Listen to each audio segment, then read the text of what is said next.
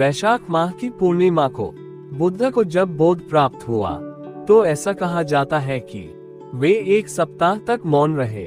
उन्होंने एक भी शब्द नहीं बोला। पौराणिक कथाएं कहती हैं कि स्वर्ग के सभी देवता चिंता में पड़ गए। वे जानते थे कि करोड़ों वर्षों में कोई विरला ही बुद्ध के समान ज्ञान प्राप्त कर पाता है, और वे अब चुप हैं। देवताओं ने उनसे बोलने की विनती की। महात्मा बुद्ध ने कहा, जो जानते हैं वे मेरे कहने के बिना भी जानते हैं, और जो नहीं जानते हैं वे मेरे कहने पर भी नहीं जानेंगे। एक अंधे आदमी को प्रकाश का वर्णन करना बेकार है। जिन्होंने जीवन का अमृत ही नहीं चखा है उनसे बात करना व्यर्थ है। इसलिए मैंने मौन धारण किया है। जो बहुत ही आत्मीय और व्यक्तिगत हो उसे कैसे व्यक्त किया जा सकता है? शब्द उसे व्यक्त नहीं कर सकते।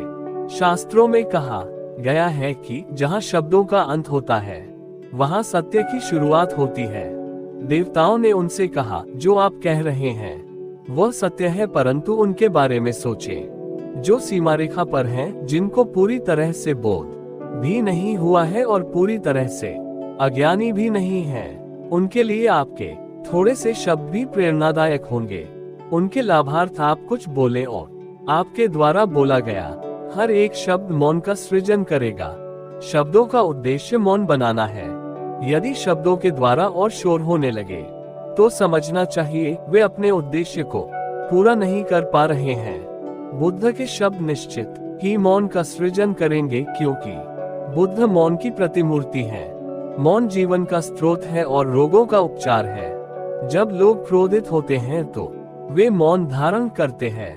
पहले वे चिल्लाते हैं और फिर मौन उदय होता है। जब कोई दुखी होता है तब वह अकेला रहना चाहता है और मौन की शरण में चला जाता है। उसी तरह जब कोई शर्मिंदा होता है तो भी वह मौन का आश्रय लेता है। जब कोई ज्ञानी होता है तो वहां पर भी मौन होता है। अपने मन के शोर को देखें, वह किसके लिए है? धन, यश, पहचान, तृप्ति, संबंधों के लिए। शोर किसी चीज के लिए होता है और मौन किसी भी चीज के लिए नहीं होता है। मौन मूल है और शोर सतह है।